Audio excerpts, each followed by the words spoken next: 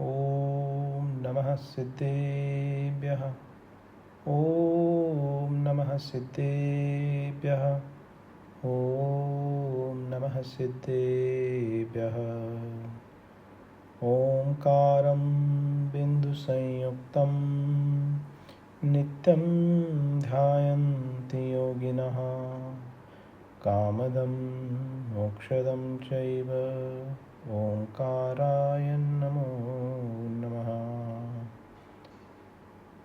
मंगलं भगवान् वीरो मंगलं गौतमो गणी मंगलं कुन्दकुन्दाद्यो जैनधर्मोऽस्तु मंगलम्। अज्ञानतिमिरान्धानां ज्ञानाञ्जनशलाकयः चक्षुरुन्मीलितं येन तस्मै श्रीगुरुवे नमः। मुक्तामुक्तैकरूपो यः कर्मभिः संविदादिभिः अक्षयं परमात्मानं ज्ञानमूर्तिर्नमामि तम्।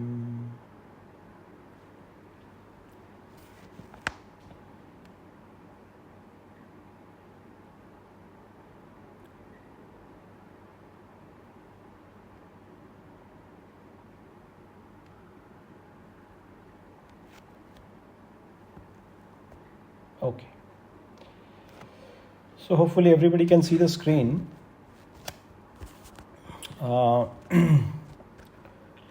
We had a break of 2 weeks. So we are picking up where we left last time, which is we had finished 3 shlokas. Shlok number 1, which is to quickly recap, shlok number 1 was the Mangalacharan. Shlok number 2 was the 8 or 9 attributes that were shown of the soul entity. That was shlok number 2. And then the shlok number 3 that we had talked about was again delving into the attributes of the soul entity. That soul is also both sentient and non-sentient from the perspective which it is stated. So that was श्लोक number 3. आत्मा चेतनात्मक तथा अचेतनात्मक दोनों ही प्रकार से सिद्ध हुआ है ना। ऐसा तीसरा नंबर का श्लोक अपन ने देखा था. The screen that you are watching, this is actually the 4th number of shloka. There is actually a numbering issue in this scripture here. So what you are seeing on the screen is actually shlok number 4 that we will cover today. Okay. तो आत्मा को देखिए चेतन और अचेतनात्मक रूप से सिद्ध करने के पश्चात में अपन ने पहले जाना था, we had understood from the beginning, श्लोक number 1 to 10, right? They are going to talk exclusively about Atma and the nature of the soul substance. So all of these things, all of these shlokas that are coming in, they are meant to explain the nature of the soul. So in that series, we are talking about shlok number 4 now, okay, in which now how is Atma viewed and stated, and whether there is a difference between the knowledge attribute and the Atma itself has been stated. ठीक है, तो देखिए यहाँ पे चौथे श्लोक के अंदर क्या कहते हैं. ज्ञानात् भिन्नो न चाभिन्नो भिन्ना भिन्नः कथंचन ज्ञानं पूर्वापरिभूतं सोयमात्मेति कीर्तितः. क्या कहा इसमें? इस श्लोक के भीतर अभी आत्मा और ज्ञान के भीतर, दोनों के भीतर क्या कुछ भेद है कि नहीं है, इस चीज़ को यहाँ पे बता रहे हैं आचार्य देव, है ना. तो पूर्व में अपन ने क्या जाना हुआ था? तो पूर्व में जैसे अपन ने अनेक जो है लक्षण जाने हुए थे, उस लक्षणों को ही आगे करके यहाँ पे अब कह रहे हैं ज्ञानात् भिन्नो न चाभिन्नो, यानी जो आत्म तत्व हैं, वह आत्म तत्व ज्ञान से कहते हैं भिन्नो न चाभिन्नो, अर्थात न सर्वथा भिन्न भी है और न ही सर्वथा अभिन्न भी है। अभिन्न अर्थात एक, राइट, द सेम। हाँ, और किसी अपेक्षा से ये कैसे घटित होता है तो कहते हैं कथंचनम, कथंचनम भिन्ना भिन्नम, मतलब किसी अपेक्षा से ये कैसा है, ये भिन्न भी है और अभिन्न भी है। क्या कह रहे हैं, ज्ञानात भिन्नो न नाभिन्नो भिन्ना भिन्न कथंचन। आत्म तत्व ज्ञान से नहीं सर्वथा भिन्न है और नहीं सर्वथा अभिन्न है, परंतु कैसे हैं तो कहते हैं कथनचित रूप से, यानी किसी अपेक्षा से भिन्ना भिन्न है, यानी भिन्न भी है और अभिन्न भी है, यानी कैसा है, उभय स्वरूप है, मतलब उसमें दोनों के भीतर भी घटित होते हैं। तो यहाँ पे ये कह रहे हैं ऐसा जो ये आत्मा है जिसको जानना ये इसका काम है, जो ज्ञान के माध्यम से होता है ना। तो यहाँ पे कह रहे हैं ऐसा जो जानना कहा हुआ है वो कैसा है तो कहते हैं पूर्वा परिभूतम ज्ञानम। ये जो ज्ञान है वह ज्ञान पूर्व में अर्थात भविष्य काल का और फिर परिभूत यानी फ्यूचर का, यानी भूतकाल का भी जानना और आगे वाले भी होने वाली चीज़ों को जानना, वर्तमान में तो स्वयं ही जान रहा है। तो यह जो आत्मा है जो जानने का उसका काम होता है, वह काम किस प्रकार का कहा है तो कहते हैं वह आत्मा का एक भिन्न घटक भी है और अभिन्न घटक भी है, दोनों भी हैं। मतलब यहाँ क्या कह रहे हैं तो यहाँ पे देखो आत्म तत्व को ज्ञान से कथनचित भिन्न भी कह रहे हैं और कथनचित भिन्न भी नहीं कह रहे हैं। तो दोनों ही बातें यहाँ पे सिद्ध होती हैं। हमने क्या समझा था इस ग्रंथ के भीतर कि जीव तत्व की सिद्धि अनेकांतात्मक दृष्टिकोण से आचार्य देव कर रहे हैं, है ना। तो अनेकांतात्मक दृष्टि से अगर ये कर रहे हैं तो यहाँ पे दोनों ही चीज़ें, अपोजिट प्रॉपर्टी जो है वो दोनों ही चीज़ें यहाँ पे दिखाई जाएगी, दोनों ही चीज़ें यहाँ पे बताई जाएगी। तो इसीलिए यहाँ पे दोनों ही चीज़ों को बता के आत्म तत्व का निरूपण कर रहे हैं। अब अपने को थोड़ा डिटेल में इसको समझना होगा कि किस प्रकार से कह रहे हैं, है ना। क्योंकि देखो आगम के भीतर दोनों का ही वर्णन आया हुआ है। अर्थात क्या वर्णन आया हुआ है कि जहाँ जहाँ उपयोग सिद्ध होता है, जैसे पूर्व में श्लोक नंबर 2 में अपन ने जाना था, द्रव्य संग्रह ग्रंथ के भीतर भी जाना था कि आत्मा कैसी है तो कहते हैं स उपयोग, उपयोग से सहित है। उपयोग से सहित है मतलब क्या, दर्शन और ज्ञान गुण से सहित है ना। क्योंकि जो उपयोग काम करता है वो दर्शन उपयोग और ज्ञानोपयोग इनके माध्यम से काम करता है। और इस अपेक्षा से अगर अपन देखते हैं तो यहाँ पे क्या कह रहे हैं कि दर्शनोपयोग और ज्ञानोपयोग ये दोनों भी जो हैं, अब यहाँ ज्ञान को मुख्य किया है इसलिए अपन ज्ञान को लेते हैं, है ना। क्योंकि ज्ञानात भिन्नो च चाभिन्नो कह रहे हैं, यानी आत्मा से ज्ञान भिन्न भी है और अभिन्न भी है, दोनों भी है। तो यहाँ पे अभिन्न है सो कैसे हैं तो कहते हैं जो ये ज्ञान नाम का जो गुण आत्मा के भीतर पाया जाता है, जो ज्ञानोपयोग जो पाया जाता है वह क्या है तो कहते हैं वह स्वयं आत्मा ही है। तो एक अपेक्षा से देखा जाए तो एक अपेक्षा से यह कथन मिलता है, जैसे अध्यात्म ग्रंथों के भीतर कहा हुआ है, क्या है, आत्मा ज्ञानम स्वयं ज्ञानम, आत्मा ही ज्ञान है और ज्ञान ही आत्मा है। प्रवचन सार जी के भीतर भी आचार्य कुंद देव ने आत्मा को ज्ञान और ज्ञान को आत्मा सिद्ध किया हुआ है ना। तो लेकिन यहाँ पे एकांततः ये बात नहीं बनती है कि आत्मा ज्ञान है ज्ञान आत्मा है, तो कथनचित किसी अपेक्षा से उनमें भेद भी है। अब कई मत ऐसे हैं दुनिया के भीतर जहाँ पे आत्मा में और ज्ञान में सर्वथा भेद माना गया है। सर्वथा भेद मतलब क्या? सर्वथा भेद मतलब ऐसे कि जैसे अपन ने कपड़े पहने हुए हैं, या फिर समझो आपने अगर लिख रहे हो तो आपने पेन लिया है हाथ में अभी, राइट, या फिर मैंने घड़ी पहनी है। तो ये जो चीज़ें मैंने आपको बताई, जैसे कोई व्यक्ति हाथ में पेन लेके लिख रहा है, तो वो पेन का होना और जो व्यक्ति उस पेन के हाथ से लिख रहा है, ये परस्पर कंप्लीट जुदी वस्तु है, वो एक साथ कभी हो नहीं सकती। तो इस अपेक्षा से उसमें एकांत रूप से, सर्वथा रूप से भिन्नता पाई जाती है। दृष्टांत समझ में आ रहा है क्या? कि दोनों एक नहीं हो सकते हैं। जो लिखने वाला व्यक्ति है वह अलग है, और जिससे वो लिख रहा है वह पेन जो इंस्ट्रूमेंट है वो अलग है। तो इस रूप से उन दोनों में क्या पाया जाता है? सर्वथा भिन्नपना पाया जाता है।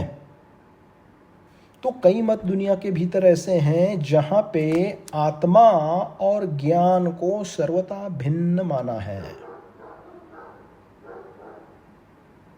जिस प्रकार से, उस प्रकार से, जैसे इस उदाहरण के भीतर बताया कि कोई व्यक्ति पेन लेके अपने हाथ से लिख रहा है, तो उस व्यक्ति के बीच और उस पेन के बीच क्या है? एकांत रूप से कैसा है? संपूर्ण भिन्नपना है। दो अलग अलग वस्तुएं हैं ना, इसीलिए। तो ऐसी दो अलग अलग वस्तुएं, अब इसमें आत्मा और ज्ञान है क्या? तो कहते हैं किसी अपेक्षा से हैं, किसी अपेक्षा से नहीं है। किस अपेक्षा से हैं? किस अपेक्षा से हैं मतलब जो अपन ने पूर्व में जाना था कि आत्मा का जो ऐसा लक्षण है ज्ञान गुण, वह कैसा है? तो वह आत्मा का निर्बाध लक्षण कहा है। निर्बाध लक्षण मतलब कि हर एक पर्याय में, हर एक गति में, हर समय में, हर सेकंड में, हर फ्रैक्शन ऑफ माइन्यूट सेकंड में हमेशा जीव के साथ रहने वाला है। सोचो आप, क्योंकि अगर वैसा नहीं रहा तो पुद्गल में और जीव में क्या अंतर रहा? अगर कोई ऐसी स्थिति आने वाली है जिस स्थिति के भीतर आत्मा का ज्ञान गुण अगर चला जाए, तो वो आत्म तत्व जो है वो तो अचेतन हो जाए, फिर तो अचेतन तो हो नहीं सकता। इसका मतलब क्या है? इसका मतलब यह है, चाहे वो देवगति में रहो, तिर्यंच गति में रहो, मनुष्य पर्याय में रहो, नारकी रहो, चाहे वो एकेंद्रीय पर्याय में जाए, चाहे वो निगोद, नित्य निगोद जीव भी बन जाए, वो निगोदिया अवस्था में रहते हुए भी ज्ञान गुण से कभी रहित आत्मा हो ही नहीं सकती। तो इस अपेक्षा से क्या समझना?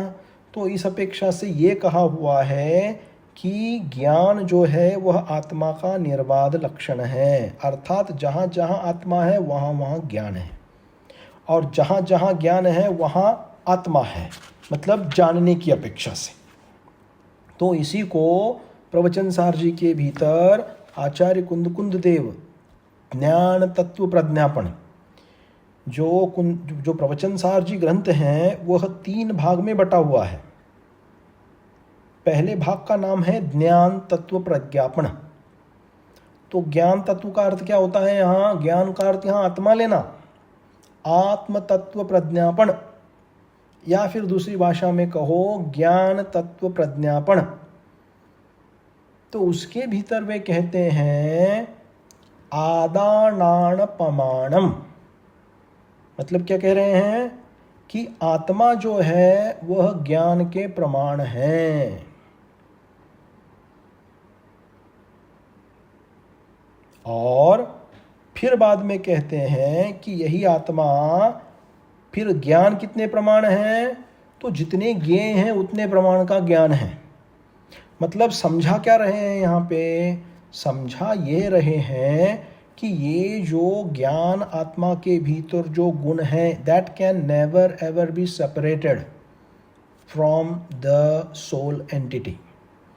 तो इस अपेक्षा से जब अपन देखते हैं तो उस अपेक्षा से हमको ये मानना चाहिए कि ज्ञान ही आत्मा है, आत्मा ही ज्ञान है।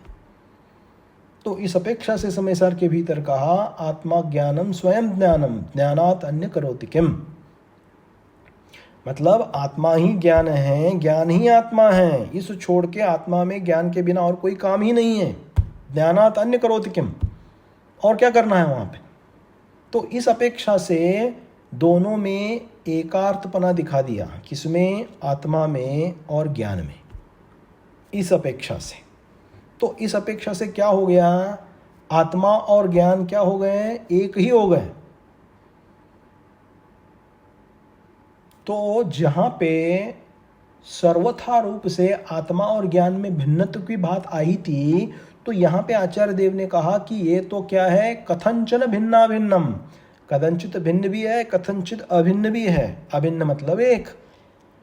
तो अब एक क्यों है ये अपन ने समझा, है ना, क्योंकि जहां ज्ञान है वहां आत्मा है, जो आत्मा है वही ज्ञान है। तो इस अपेक्षा से देखा जाए तो आत्मा ही ज्ञान है, ज्ञान ही आत्मा है, इसीलिए वहां पे अभिन्नपना पाया जाता है।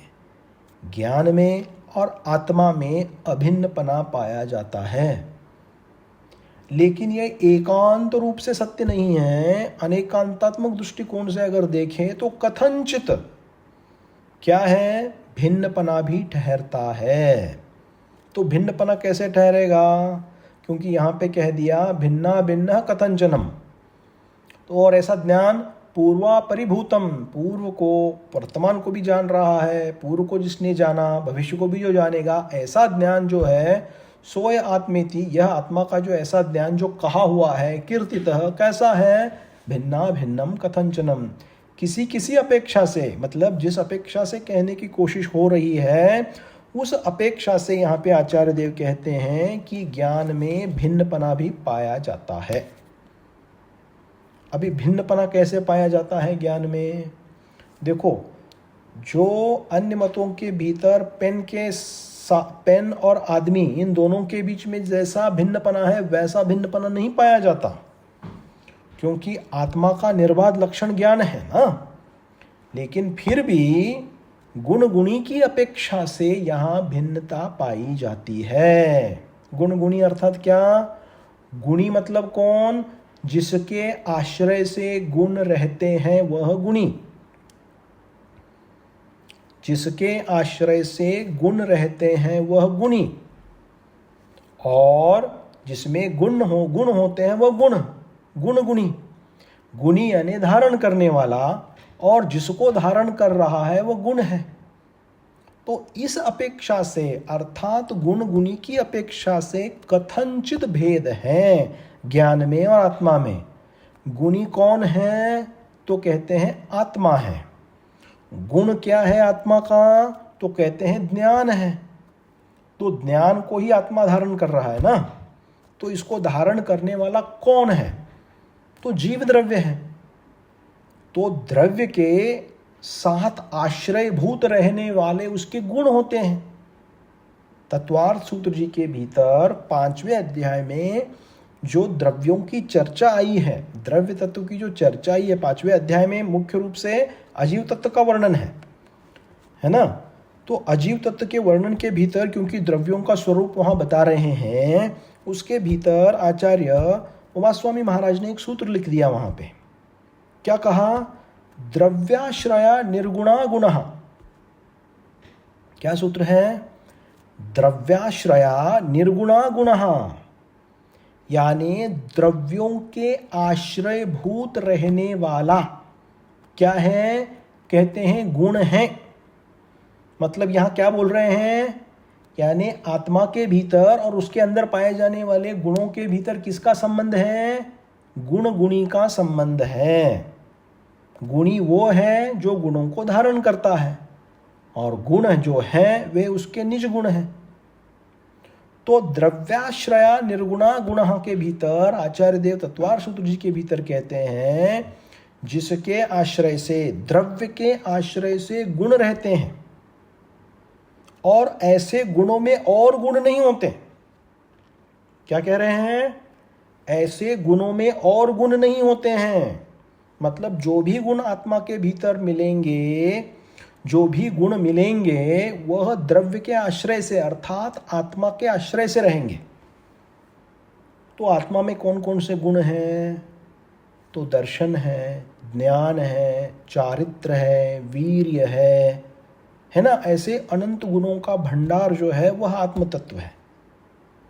तो इस प्रकार से यहाँ पे क्योंकि द्रव्याश्रया, द्रव्यों के आश्रय से ही गुण होते हैं, तो इसको जब ऊर्ध्व करके कथन किया जाता है तब उसमें क्या कह दिया? तो उसमें कह दिया भाई गुणी आत्मा है और आत्मा का ज्ञान गुण है, आत्मा का चारित्र गुण है, आत्मा का दर्शन गुण है। तो देखो आप गुण में और गुणी में भेद करके कथन कर रहे हो, दोनों को एक सरीका नहीं बता रहे हो। आई बात समझ में? तो इसके भीतर जब इस प्रकार से निरूपणा अगम के भीतर चलेगी तब गुणी गुणी का संबंध जब आएगा तब यहाँ आचार्य देव कहते हैं कथनचित भिन्न ज्ञानात भिन्नो, कथनचित ज्ञान आत्मा से भिन्न है। किस अपेक्षा? गुण गुणी की अपेक्षा। फिर आगे कह दिया न ना भिन्नो, और कथनचित अभिन्न भी है। और कथनचित अभिन्न भी है किस अपेक्षा से हैं? तो देखो पूर्व में समझाया अभी कि ये जो गुण होते हैं ये निर्बाध गुण हैं, हमेशा इसके साथ रहेंगे। एक अपेक्षा है अभिन्नता की अपेक्षा। दूसरी अभिन्नता की अपेक्षा क्या है? तो ध्यान से सुनना इसको। आत्मा जो है, आत्म तत्व जो है वह आत्म तत्व के प्रदेश होते हैं। अपन ने द्रव्यों के 6 सामान्य गुण बताए थे ना, 6 गुण। उसमें एक गुण क्या है? प्रदेशत्व नाम का गुण होता है ना। तो आत्मा के प्रदेश होते हैं। तो आत्मा के प्रदेश में किसी एक ही प्रदेश में ये गुण रहने वाला है क्या? ज्ञान गुण ऊपर के प्रदेश में रहेगा, बीच के प्रदेश में नहीं रहेगा, लास्ट के प्रदेश में नहीं रहेगा, राइट में रहेगा, लेफ्ट में रहेगा, बीच में रहेगा, ऐसा कुछ है क्या? ऐसी कोई व्यवस्था है क्या? तो कहते हैं नहीं। जो आत्म तत्व हैं और जो आत्म तत्व के अपने निजी प्रदेश हैं उन सभी निजी प्रदेशों में ज्ञान गुण व्याप्त रहता है। मतलब क्या? प्रदेश अपेक्षा से अभिन्नता है। आत्मा में और ज्ञान में प्रदेश अपेक्षा अभिन्नता है और गुण गुणी की अपेक्षा से भिन्नता है। तो यह अनेकांतात्मक दृष्टिकोण से यहाँ पे आत्म तत्व की सिद्धि है ऐसे। तो इसीलिए यहाँ पे आचार्य देव ने कहा कि भाई जो पूर्व काल में ज्ञान से युक्त हो चुका है, वर्तमान काल में ज्ञान को धारण कर रहा है, पूर्वा परिभूतम ज्ञानम, तथा क्या करेगा? भविष्य काल में ज्ञान से भी युक्त होगा। अब कोई पूछ सकता है ये भविष्य काल, भूतकाल, ये सब क्यों बता रहे हैं इसमें? वो इसीलिए बता रहे हैं भाई कि ऐसा कोई क्षण आने ही नहीं वाला है कि आत्मा से ज्ञान निकल जाए। क्या समझे? आत्मा से कभी ज्ञान निकल ही नहीं सकता। इसीलिए जैन तत्व दर्शन के भीतर ज्ञान का बहुत सर्वोपरि महत्व है। तो यहां पे इसीलिए कह रहे हैं कि जिस ज्ञान को पूर्व में उसने धारण किया था, वर्तमान में धारण कर रहा है और भविष्य में भी धारण करेगा। मतलब क्या? कि अभी ज्ञान है, भविष्य में ज्ञान नहीं होगा, ऐसी बात कभी होगी नहीं। भविष्य में भी उसको ज्ञान का धारी ही होगा। क्यों? क्योंकि वह आत्म तत्व है। तो ऐसा जो आत्म तत्व है वह जिसने भूतकाल में ज्ञान को धारण किया था, वर्तमान में ज्ञान को धारण कर रहा है और भविष्यत काल में भी आत्मा ज्ञान को धारण करेगा। ज्ञानम पूर्वा परिभूतम सोय आत्मेति, सो ऐसा आत्मा कीर्तित कहा गया है। कैसा? तो कहते हैं भिन्ना भिन्नम कथंचनम, कथंचित भिन्न रूप से हैं, कथंचित अभिन्न रूप से हैं। इस प्रकार से दोनों ही बातें यानी उभय बातें जो हैं वह आत्म तत्व के साथ घटित होती हैं। अन्य मतों के भीतर सर्वथा गुण गुणी की अपेक्षा से भेद माना हुआ है। जैसे मैंने एग्जाम्पल दिया, उसमें 2 अलग तत्व हैं, 2 अलग पदार्थ हैं, जो कभी एक में एक रूप हो नहीं सकते, तो उनमें भेदपना, उस जाति का भेदपना आत्मा में और ज्ञान में नहीं पाया जाता। यही इसको कहने का यहाँ पे क्या है, सार है। That is the summary they want to say. यानी गुणों का वर्णन गुणी से होगा, गुणी जो होगा वही गुणों को धारण करेगा, जो स्वभाववान होगा वही स्वभाव को धारण करेगा। अभी अपने जो धर्म है ना, तो आचार्य समंतभद्र देव ने क्या कहा, एक महत्वपूर्ण बात कही उन्होंने रत्नकरण श्रावकाचार्य के भीतर। क्या कि न धर्म धार्मिको विनः, धर्म जो है वह धर्मी के बिना रह नहीं सकता है, ऐसा कहा उन्होंने। तो वहाँ पे क्या बोल रहे हैं, वहाँ पे भी गुण गुणी की अपेक्षा से कथन कर रहे हैं। न धर्मो धार्मिकैर विनः। भाई किसी ने बोला कि भाई धर्म धर्म धर्म है क्या, दिखाओ मेरे को चीज़, क्या धर्म क्या चीज़ है। आप जिसको धर्म धर्म धर्म बोल रहे हो, है क्या चीज़ धर्म, मेरे को दिखाओ धर्म क्या चीज़ है। तो वहाँ पे उत्तर आया, धर्मी को देखो। क्या करो, धर्म देखना है तो धर्मी को देखो। धर्मी को देखो मतलब धर्म रूपी गुणों को जिसने धारण किया हुआ है, ऐसा श्रावक या फिर ऐसा मुनि, श्रावक श्राविका या फिर मुनि या फिर आर्य का, सबको ग्रहण करना, यानी चतुर्विध संघ जो है, तो चतुर्विध संघ को देखो। यानी यहाँ पे कह रहे हैं धर्म की पहचान धर्मी से अलग नहीं है। तो वही लॉजिक जो है आपको यहाँ पे लगाना है कि यहाँ पे स्वभाव और स्वभाववान की बात हो रही है, लक्षण लक्षणवान की बात हो रही है, गुण और गुणी की बात हो रही है। तो यहाँ गुणी जो है वह आत्मा है, गुण जो है वह ज्ञान गुण है। तो कथनचित इस प्रकार से ये जो व्यवस्था बनाई गई है, इस व्यवस्था के भीतर भिन्नपने का संबंध भी कथनचित पाया जाता है। कथनचित का अर्थ है किसी अपेक्षा से, from a certain stand point, और कथनचित किसी अपेक्षा से भिन्नपना भी नहीं पाया जाता। मूल सिद्धांत क्या जानना, मूल सिद्धांत ये जानना, द्रव्याश्रया निर्गुणा गुणः, अर्थात द्रव्यों का, गुणों का आधार जो होता है वह हमेशा द्रव्य ही होता है। गुण गुणी से रहते हैं, लेकिन उन दोनों में प्रदेश अपेक्षा से कोई भेद नहीं है। इसी को आगम ग्रंथों के, जैन धर्म के दर्शन के पारिभाषिक शब्द है, उसको कहते हैं तादात्म्य संबंध। आपने सुना होगा, शब्द पढ़ा होगा, क्या कैसा संबंध, तादात्म्य। तो ये ज्ञान का आत्मा के साथ तादात्म्य संबंध है ना, अविनाभावी रूप संबंध है ये। तो ये कभी जाने नहीं वाला। तो इस प्रकार से गुण और गुणी की बीच पहचान करने के लिए ये बात कही कि ज्ञान किसको होता है, तो भाई जीव द्रव्य को ही होगा ना ज्ञान, बाकी के अजीव द्रव्य को तो ज्ञान नहीं होगा, क्योंकि चेतनत्व नाम का गुण नहीं है उनके पास। तो इस अपेक्षा से जब कथन करेंगे तो कहेंगे आत्मा और ज्ञान अलग है, और किसी अपेक्षा से कहेंगे कि जहाँ पे आत्मा है, जिस प्रदेश में व्याप्त है, उन सभी प्रदेशों के भीतर हमेशा ज्ञान गुण व्याप्त रहने वाला है। इस अपेक्षा से आत्मा ही ज्ञान है और ज्ञान ही आत्मा है, दोनों चीज़ें अलग अलग नहीं हैं। देखो इस प्रकार से दोनों ही बातें सिद्ध कर दी आगम के भीतर। कथनचित भिन्नपना भी बताया और कथनचित अभिन्नपना भी बता दिया, दोनों ही बातें यहाँ पे सिद्ध हो गई आगम के भीतर से, है ना। तो इस प्रकार से यहाँ पे आचार्यों ने वापस मूल बिंदु कौन सा, कि अनेकांतात्मक रूप से आत्म तत्व की जो सिद्धि की है, वह इस प्रकार की सिद्धि इसके भीतर की हुई है, जो श्लोक नंबर 4 के भीतर अपन ने जाना। ठीक है, अब इस संबंध में किसी को कोई प्रश्न, कोई जिज्ञासा कुछ है तो आप अपन कर सकते हैं। प्रणाम।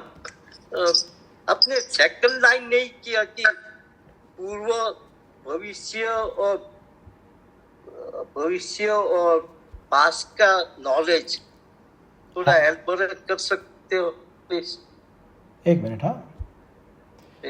हाँ, स्टॉप शेयरिंग द स्क्रीन। हाँ बोलिए। हाँ, क्या बोल रहे थे? श्लोक नंबर 3, द सेकंड लाइन। हाँ, what about it?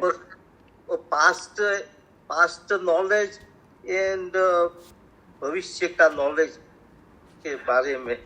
So see, the point of explanation was that the reason Purva Paribhutam, right, that is provided is to say that the soul entity is never devoid of knowledge at any point.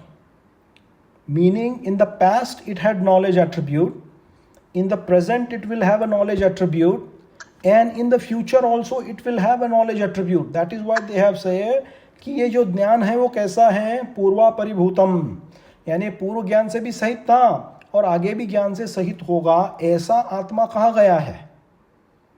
ज्ञान जो है, तो इसका कहने का मतलब क्या है आप समझो। कहने का ये मतलब है कि यह आत्मा जो है वह ज्ञान से, इस अपेक्षा से ऐसी कभी स्टेज नहीं आएगी कि अरे पास्ट में मेरे को ज्ञान नहीं था, अभी ज्ञान है और आगे ज्ञान नहीं होने वाला है। देखो, ज्ञान की मात्रा बदल सकती है। अच्छा, ज्ञान की मात्रा बदल सकती है, लेकिन ज्ञान आपको हमेशा ही रहेगा। जीव तत्व को ज्ञान हमेशा ही रहेगा। इस अपेक्षा से उसको कहा हुआ है कि ज्ञान का स्वरूप क्या है, तो कहते हैं ज्ञानम पूर्वा परिभूतम, पूर्व को भी जानने वाला और भविष्य को भी जानने वाला, अर्थात रहने वाला। किसके साथ? आत्म तत्व के साथ रहने वाला ज्ञान। The knowledge attribute of the soul will always subsist, okay, into the spatial points of Atma. They will never ever leave it. That is what is being communicated. उसका point वो है, उसका वो समझना है अपने को। Thank you very much. Very detailed explain. Very nicely done. Dharmaraj भाई, मेरे दो क्वेश्चन है। एक तो ये है कि जो पूर्व जन्म के जो एक्सपीरियंसेस होते हैं या जो ज्ञान होता है, उसका कुछ आभास होता है अगले जन्म में, क्योंकि वो ज्ञान आत्मा में रहता है, या उसका आवरण हो जाता है? दूसरा कि आपने बोला कि दूसरे मतों में इसको डिफरेंटली बताया गया है कि गुण और गुणी का कॉम्बिनेशन, आत्मा और आत्मा के गुण, तो वो थोड़ा सा उसमें भी मेरे को क्लैरिफिकेशन चाहिए। हाँ जी, हाँ। तो देखो, ऐसा है, पहला प्रश्न जो उत्तर जो है, पूर्व के काल में रहने वाला जो क्षयोपशम रूप ज्ञान है। देखो, ज्ञान के दो टाइप होते हैं, एक क्षयोपशम रूप ज्ञान और एक क्षयिक रूप ज्ञान। मतलब क्षयोपशम रूप ज्ञान जो अपना ये जो ज्ञान है ना, ये इस टाइप में पंचम काल में अपने को जो ज्ञान प्राप्त हो रहा है, देखो 10-15 साल पहले जो अपन ने सुना था, पढ़ा था, अपन भूल जाते हैं। 1 महीने पहले जो पढ़ा था, सुना था, भूल जाते हैं। कभी कभी वापस अपने को याद आ जाता है। तो भूलना, याद आना, ये करना, ये सब प्रोसेस चली रहती है। तो इससे अर्थ अपना ज्ञान कम ज़्यादा हो सकता है, लेकिन ज्ञान गुण से रहित नहीं हो सकता आत्मा, नंबर 1। ओके। हाँ, अब भविष्य पूर्व काल में जिस आत्मा को ज्ञान था, वो आत्मा का ज्ञान इस काल में कथनचित आ भी सकता है, नहीं भी आ सकता है। देखो, आगम में एक जाति स्मरण नाम की एक चीज बताई है, जाति स्मरण, है ना? तो जाति स्मरण में क्या होता है? जाति स्मरण में यही होता है कि उनको पूर्व भव का कुछ ऐसा ज्ञान, कुछ ऐसे प्रसंग, कुछ ऐसे चीजें याद आती है उनको।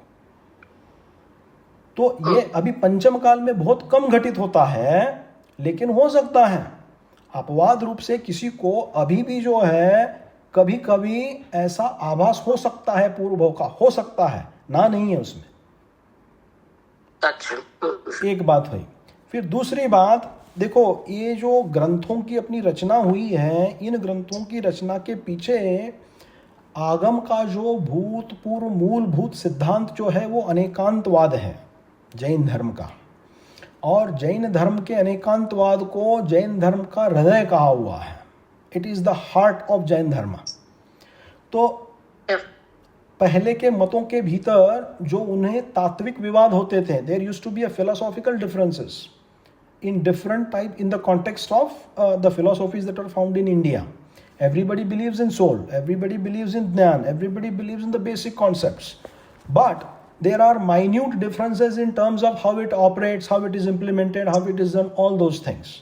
So वैशेषिक नाम का जो मत एक होके गया, उस मतों के भीतर यह माना जाता है कि जैसे मैंने एग्जाम्पल दिया कि भाई ये घड़ी है, ये घड़ी और घड़ी को पहनने वाला व्यक्ति, इनमें कैसे सर्वथा भिन्न रूप से पाया जाता है, वैसा आत्मा अलग है और ज्ञान अलग है, ऐसा वहाँ माना गया है. तो वो जैन दर्शन को स्वीकार नहीं है. क्यों नहीं है? क्योंकि ये अलग अलग कभी हो ही नहीं सकते. क्योंकि इनको आपने अलग अलग करने की बात की तो कभी एक ऐसा मौका आ सकता है कि आत्मा और ज्ञान कंप्लीटली अलग हो जाए. तो जैन तात्विक दर्शन कोण से वह मान्य नहीं है, क्योंकि दर्शनोपयोग और ज्ञानोपयोग ये हमेशा ही आत्मा के साथ त्रिकाल भवों के भीतर हमेशा पाया जाएगा. अगर कोई निगोद में भी जीव है तो उसके पास ज्ञान रहने वाला है, कम रहेगा लेकिन रह सकता है, ऐसा है. ठीक है. हाँ. Thank you. धर्मराज भाई, यहाँ पे थोड़ा रिलेटेड ही क्वेश्चन था मेरा. बेसिकली ये सांझा ने मेरा जो ज्ञान का जो डेफिनेशन है वो मुझे थोड़ा क्लैरिटी मिला, ऐसा लगा मुझे कि यहाँ पे जो हमने ज्ञान का डेफिनेशन बोला है वो सब कुछ गुण के एंगल से है. मतलब जब भी हम कहते हैं ज्ञान कह रहे हैं, मुझे अभी लग रहा है कि ये सब कुछ ज्ञान as a property, as a guna करके बात चलती है. मगर जब हम व्यवहार में ज्ञान की बात करते हैं तो उसमें मेमोरी का बीच में आता है. मगर मुझे कहीं भी नहीं पढ़ा कि memory is also a property of a atma, ये कहीं नहीं सुना है, राइट? तो इसका मतलब है कि मुझे जो भी कुछ नॉलेज है, जो व्यवहार में मैं बात करता हूँ, उसमें there is a aspect of memory which is essential. तो वो है, फिर वो ज्ञान नहीं है, राइट? जो मैं समझ रहा हूँ व्यवहार की डेफिनेशन में, वो ज्ञान नहीं है. जैसे कि मुझे कुछ चीज करने आती है, I don't think that is a gyan, because that has a dependency on memory, और ये मेमोरी ऑब्वियसली मेरे शरीर के साथ चली जाएगी, right? That mean that's not gyan. Is that kind of correct? और यहाँ पे जो भी हम बोल रहे हैं ज्ञान के बारे में, वो सिर्फ गुण की बात चल रही है कि it is a ability of the soul to understand, kind of, right? That will continue from bhava to bhava. मगर जो व्यवहार का जो नॉलेज है कि मुझे ये चीज पता है, वो चीज पता है, वो सब चला जाएगा. आप भी सब देखो, नॉलेज देखो कैसा है, ये जो भाषा का उपयोग है ना, किस कॉन्टेक्स्ट में क्या बता रहे हैं अपने को ये समझना पड़ेगा. सो किस कॉन्टेक्स्ट में क्या बता रहे हैं, अगर अपन ये ठीक से समझें, फिर उसका जो अभिप्राय है, अर्थात जो ऑब्जेक्टिव है, प्रयोजन है, उसको अपन समझ पाएंगे. ज्ञान शब्द का उपयोग किया है, ज्ञान का उपयोग अभी अपन नॉलेज बोलते हैं, लेकिन ज्ञान यानी गुण से बात, एट्रीब्यूट, ज्ञान मीन्स एट्रीब्यूट यानी गुण की बात हो रही है. और कैसा गुण? ये त्रैकालिक गुण है, आत्मा का त्रैकालिक गुण है वो ज्ञान. अब इस भाव में व्यवहार की अपेक्षा से ज्यादा हो सकता है, कम हो सकता है, भूल सकता है, जा सकता है, वो सब चीजें घटित हो सकती हैं, वो सब चीजें घटित हो सकती हैं. लेकिन वो हो क्यों रही है? देखो, इस पर्याय में आपने देखा होगा, कभी कभी आपका ज्ञान बढ़ता भी है, कभी कभी आपका ज्ञान कम भी होता है. कोई चीज़ें आपकी मेमोरी में बहुत अच्छी ज़्यादा बैठी हैं, कोई चीज़ें आपकी ज़्यादा अच्छी बैठी नहीं हुई हैं, कई चीज़ें आपको बहुत समय के पश्चात याद आती हैं. Some of the things you are able to recall very quickly. See, this is all a function of mati gyan. Okay, ये सब मति ज्ञान के अंदर आता है. And in the context of the overall attribute of the soul which is knowledge, it is all part of that. अगर ज्ञान गुण अपने पास अगर नहीं है, जो व्यवहार में प्राप्त होने वाला ज्ञान है, वो हमको कभी भी नहीं होगा. समझ रहे हैं आप? हाँ, क्योंकि व्यवहार में प्राप्त होने वाला ज्ञान है वो इसीलिए अपने को हो रहा है क्योंकि अपने पास उपयोग है, अर्थात अपने पास ज्ञान नाम की शक्ति है, ज्ञान नाम का गुण है, ज्ञान नाम का एट्रीब्यूट है. तो वो एट्रीब्यूट अभी इंजीनियरिंग में लगाया तो आप अच्छे इंजीनियर बन जाएंगे, अकाउंटेंसी में लगाया तो कोई चार्टर्ड अकाउंटेंट बन जाएगा, कोई इसमें लगाया तो कोई डॉक्टर बन जाएगा. तो इसके रूप अलग अलग हो जाते हैं और सबकी मात्राएं अलग अलग हो जाती हैं, लेकिन इन सबका बेस क्या है? सबका बेस है the knowledge attribute of the soul. तो भी हम पूरे के मतलब हमारे पूरे जैन के स्क्रिप्चर में जब ज्ञान किया उल्लेख होता है, is it always about good or is it about information? I mean to say, जो knowledge of व्यवहार में जो knowledge बोलते हैं, अभी के लिए उसको मैं information बोल रहा हूँ, just for the clarity. तो मति ज्ञान is like an information, is it like that? देखो, मति ज्ञान जो होता है ना, ज्ञान के 5 प्रकार कहे आगम के भीतर, राइट? आपको पता है ना? 5 ज्ञान कहे हुए आगम में। तो मति ज्ञान क्या है? जो इंद्रियों से हमें ज्ञान प्राप्त होता है उसे मति ज्ञान कहा हुआ है ना? ये these are all faculties of the attribute of the soul. Without this, none of this basically works. So I am talking about that core component. तो वो ज्ञान गुण है, और जो आप जो देख रहे हो कि मेरे को ये याद आ रहा है, ये भूल रहा है, ये कर रहा है, these are all manifestations of the knowledge.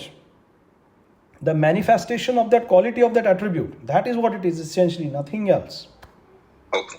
मतलब जो हमारी जो मेमोरी है, it is not a knowledge, क्योंकि सिद्ध भगवान को डेफिनेटली मेमोरी नहीं है. आई मीन टू से दैट्स प्योर नॉलेज. वहां पे मेमोरी का कोई कनेक्शन कहीं भी उल्लेख नहीं आया है. इसका मतलब है कि मेमोरी इज नॉट. एक minute, let me stop you. When you से कि मेमोरी ज्ञान नहीं है, वो भी सर्वथा सही नहीं है. तत्वार्थ सूत्र के पहले अध्याय का अभ्यास करना पड़ेगा. उसमें मति ज्ञान के भेद बताए हैं. तो मति ज्ञान के जो भेद हैं, एक भेद में इहा, अवग्रह, इहा, अवाय और धारणा, ऐसे भेद बताए हैं. The process of acquisition of knowledge starts with these 4 things. Now we are going to the basics. Okay? And when we acquire this knowledge, when it goes through that process, then it goes through what is called as dharana. Dharana means determination. And once the determination takes place, then there is something called smruti. Okay, this is all part of mati ज्ञान. मति ज्ञान के 227 भेद बताए हुए हैं आगम के भीतर. तो ये ज्ञान नहीं, ऐसा मत बोलो. ये this is part of the gyan. ठीक है. क्योंकि आपको जो the fact that you are able to remember something, the fact that you are able to retrieve some facts, you are able to do it because you have a knowledge attribute. You follow? So you cannot say that this thing is not part of the knowledge. It is part of the knowledge attribute. मतलब ज्ञान गुण की बात हो रही है अपनी. और ये जो गुण है, ये द्रव्य के आश्रय से रहता है, मतलब जीव के आश्रय से, यानी आत्मा के आश्रय से रहता है. ऐसा समझना है इसको. क्योंकि आपने ये बोला कि भाई ये जो मेमोरी वगैरह है वो ज्ञान का पार्ट नहीं है, तो फिर ये है क्या चीज? प्रश्न ये आएगा कि ये है क्या चीज ये फिर, है ना? धर्मराज भाई, एक क्वेश्चन था. धर्मराज भाई, एक सेकंड. आई थिंक खासी वाला uncle had a question about pradesh, so if you want to address, हाँ बोलिए. Please address it. Dharmraj ji, my question is कि आपने बोला कि आत्मा के अंदर गुण है. हाँ. और गुण और आत्मा, जीव अलग नहीं है. एक गुण है और एक गुण को धारण करने वाला है. या. और then you went to explain about the pradesh. Yes. कि आत्मा के अंदर प्रदेश होते हैं. द्रव्य के गुण है कि आत्म प्रदेशों में गुण होते हैं. And then you said कि वो गुण आत्म प्रदेशों, first you said the गुण के ज्ञानावर्णी, दर्शनावर्णी, मोहनी, वीर्य, अनंत, these are the types of the गुण. And then you told about the प्रदेश के different आत्म प्रदेशों में होते हैं. My question is, ये गुण होते हैं, हर गुण आत्मा के हर प्रदेश में होता है? और जैसा मेरे को पेन हुआ तो वो वेदनीय गुण मेरे को उंगली में ही होगा कि वेदनीय गुण मेरे को सब तरफ? I don't have to get information about the ungli, because that you will say that is ajeeb, but that is in one part the soul which is lying in my finger, that feels the pain, और the pain when I accept it is all over the body. Yeah. So let me answer that. It's a very good question. So the way to understand this is, when the soul entity is in the state of transmigration, meaning it is in sansar, right?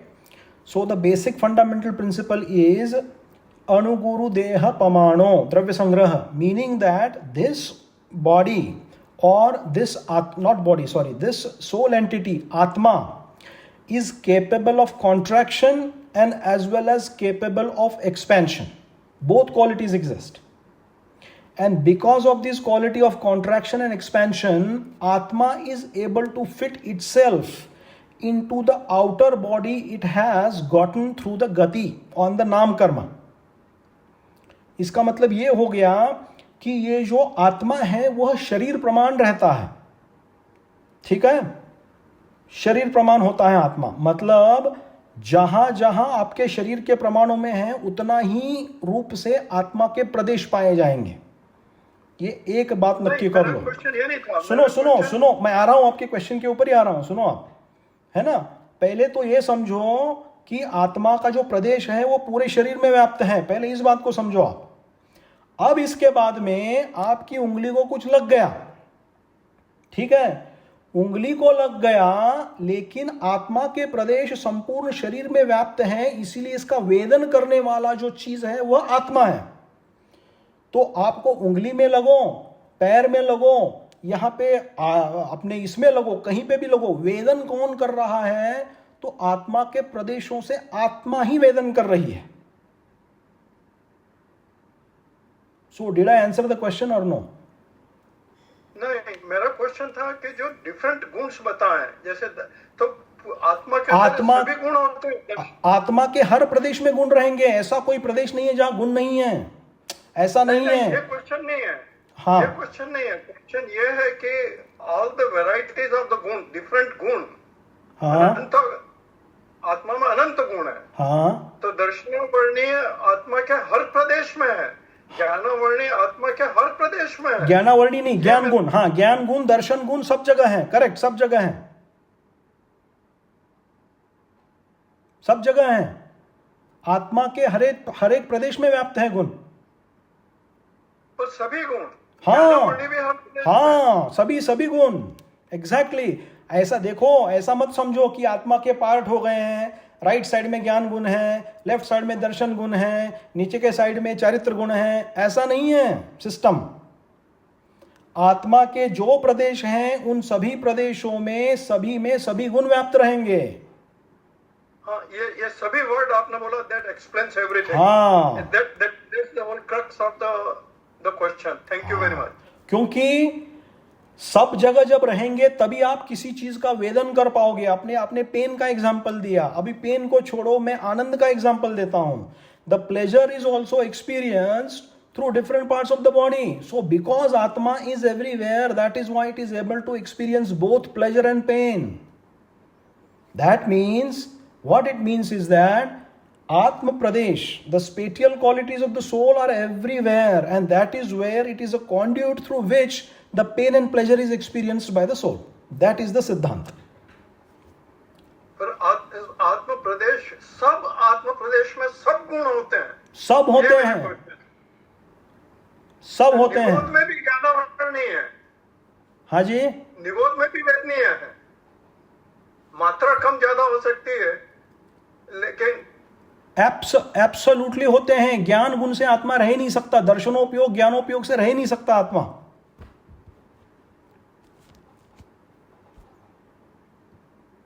Thank you.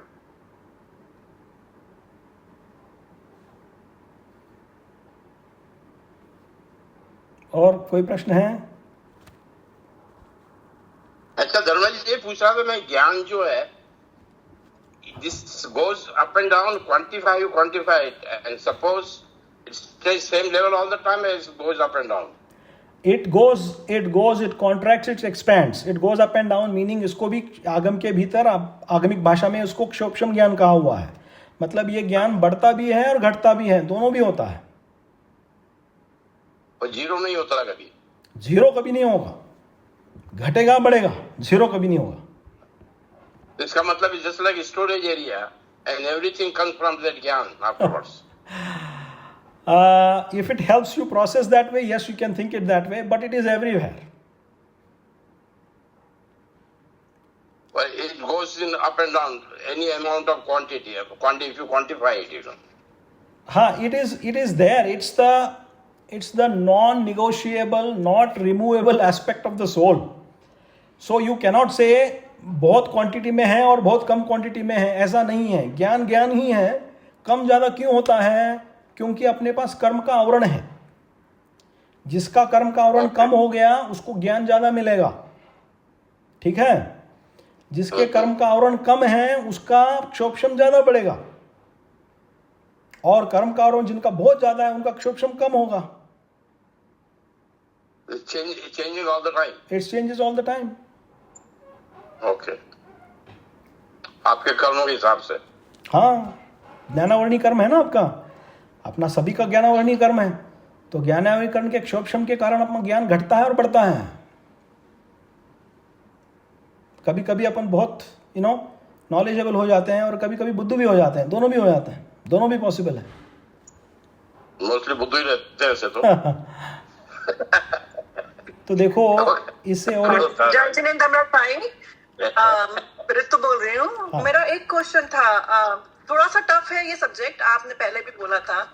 थोड़ा सा समझने में ना वो हो रहा है कि क्यों बता रहे हैं हमको। हमने आज तक यही पढ़ा है कि ज्ञान और मतलब गुण है आत्मा का। आपने अभी बोला, लास्ट टाइम हमने पढ़ा कि जीव चेतन भी है, अचेतन भी है। अब की बार हम बोल रहे हैं कि ज्ञान आत्मा से भिन्न भी है, अभिन्न भी है, पर आत्मा बनी हुई ज्ञान से है। वो ज्ञान रूप गुण की बनी हुई आत्मा फिर भी अभिन्न है। मतलब it's a phenomenal way to look at it. But मुझे नहीं समझ में आया, आपने जब पेन का वो पेन से लिखते हैं तो आपने बोला कि दो हम लिख रहे हैं, जीव लिख रहा है, पेन स्टिल इज डिफरेंट। तो वो पुद्गल और अजीव में और जीव में समझ में आता है, निमित्त नैमित्तिक संबंध से समझ में आता है। पर ज्ञान इटसेल्फ भिन्न और अभिन्न, मतलब साथ में भी है, आत्मा उससे बना हुआ है, उसके बावजूद भी अलग है। थोड़ा सा मुझे वो समझने में ना आई थिंक मैं वो कैप्चर नहीं कर पा रही हूँ कि क्या उस चीज का like I don't even know क्या पूछ रही हूँ मैं। मुझे बस समझ में ही नहीं आ रहा है कि कैसे हो सकता है। देखो, इसीलिए ना ये जो अपना जो ग्रंथ है, आचार्य अकलंक देव जो है वो बहुत बड़े तार्किक विद्वान होके गए हैं। कुंद और फिर पूज्यपाद और फिर समंतभद्र, इनके ही कोटि के महान आचार्य माने जाते हैं। और इनके ग्रंथों में प्रवेश करना सादी बात नहीं है, थोड़ा इसके लिए परिश्रम लगता है, थोड़ी मेहनत लगती है। इस ग्रंथों को इन्होंने इसीलिए लिखा हुआ है कि जिस ग्रंथ के भीतर जिस समय में ये हुए, तब उस समय में ज्ञान की बहुत बड़ी गंगा बही और बड़े बड़े दार्शनिक विद्वान उत्पन्न हुए, और उस दर्शनों के विद्वानों से अनेक प्रकार की जो प्ररूपणाएँ हैं वो प्ररूपणाएँ निकली। उन प्ररूपणाओं के भीतर अपने को सर्वज्ञ देव से, अपने को पूर्वाचार्यों से जो वाणी अपने को प्राप्त है, उस वाणी के रक्षण के लिए और उस वाणी के प्रसारण के लिए आचार्य देवों ने सबसे महत्वपूर्ण बिंदु आगम का क्या है, अनेकांत है। बहुत बार बताया मैंने। आपने पुरुषार्थ सिद्धोपाय ग्रंथ के भीतर तो आचार्य अमृतचंद्र देव ने ही लिख दिया है कि जिसके अनेकांतात्मक बुद्धि नहीं है वह सम्यक दृष्टि नहीं हो सकता। तो एकांत को कहीं पे स्थान नहीं है आगम के भीतर, है ना, क्योंकि एकांत से वस्तु व्यवस्था नहीं घटित होती है, अनेकांतात्मक रूप वस्तु है, और इसमें ऐसे अनेक गुणधर्म जो है वो परस्पर विरुद्धी पाए जाते हैं। इसी को बतलाने के लिए इस ग्रंथ की रचना हुई है।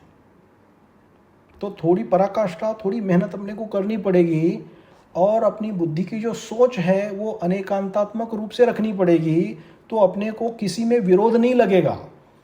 पहली कारिका के भीतर कहा आत्मा का स्वरूप मुक्त भी है और अमुक्त भी है, दोनों भी हैं। फिर दूसरे के भीतर कहा आत्मा कैसी है, चेतन भी है अचेतन भी है। अब तीसरे में कहा आत्मा ग्राह्य भी है और अग्राह्य भी है, और अब यहाँ कह रहे हैं आत्मा भिन्न भी है, ज्ञान से अभिन्न भी है। तो देखो ये जो है ये अनेकांतात्मक दृष्टिकोण से आत्म तत्व की सिद्धि करने का प्रयास है। तो अपने को सिर्फ समझने के लिए ध्यान में ये रखना चाहिए कि यहाँ पे जो बात हो रही है वो किस अपेक्षा से बात हो रही है। It is very important to understand the point of view from which it is being communicated. अगर वो अपन समझ पाए तो फिर समझने में कोई गलती अपन नहीं कर पाएंगे, और व्यवस्थित रूप से वस्तु व्यवस्था को अपन समझ पाएंगे। ऐसी बात है इसमें, है ना? हाँ, नहीं, बहुत अच्छी है, बहुत ही डिफरेंट वे है to look at the same thing which you know from like years and years, तो बहुत अच्छा। बट आप मुझे एक बार केवल जीव और जीव के संबंध में आप मुझे कोई एग्जांपल ऐसा देंगे जहाँ पे ये समझ में आए कि हाँ ये अभिन्न है? अभिन्न है, अभिन्न है मतलब तो सेम हो गया, भिन्न है, लाइक अलग है। ज्ञान और आत्मा जीव के निमित्त नैमित्तिक संबंध में अलग अलग है। तो अलग है का उदाहरण यही दिया हुआ है ना कि जो गुण रहते हैं वो गुणी के आधार से ही रहेंगे। सबसे बड़ा एग्जाम्पल सिद्धांत का क्या प्रस्तुत किया?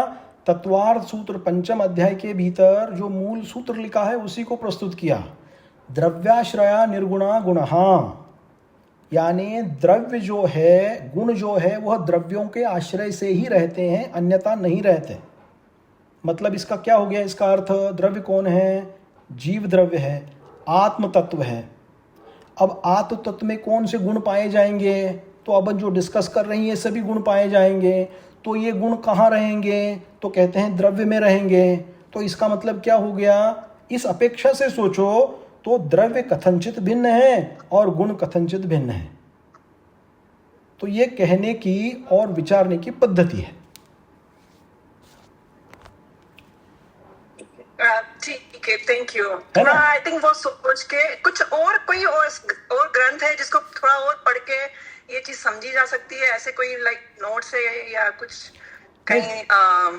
देखो ऐसा है, और एक there is one unexplored part of Jain philosophy which is not widely taught, okay, amongst lot of scholars in Jain dharma, as well as among lot of munis actually, and by and large that part of philosophy is not easily accessible, and that is called Jain न्याय।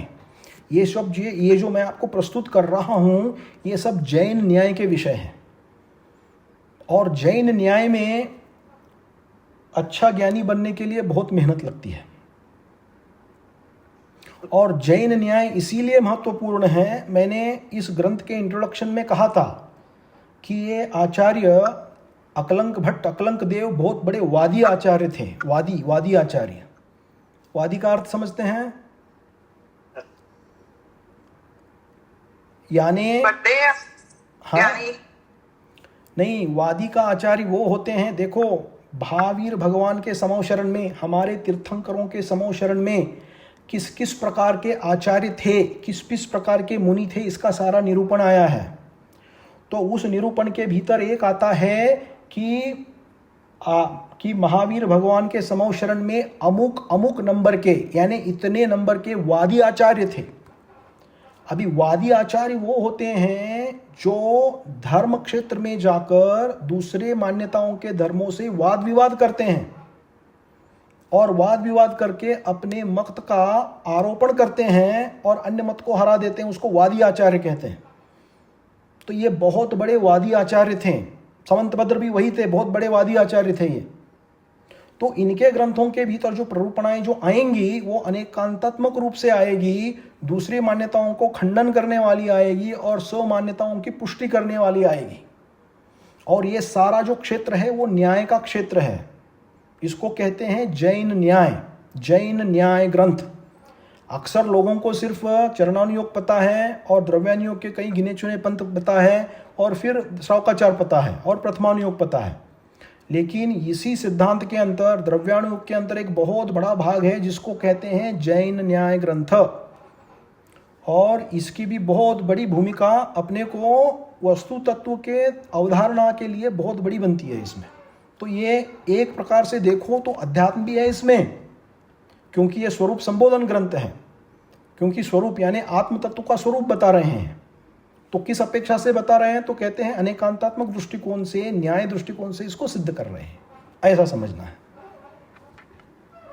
देखो मैंने पहले कहा था कि थोड़ा ये heavy होगा ग्रंथ, ओके? तो थोड़ा हेवी होगा ये ग्रंथ, थोड़ा ध्यान से अपने को धीरे धीरे चले ना तो समझ में आएगा। We are over time, so we should continue questions probably for the next session. Just one. I cannot conclude with that one thing.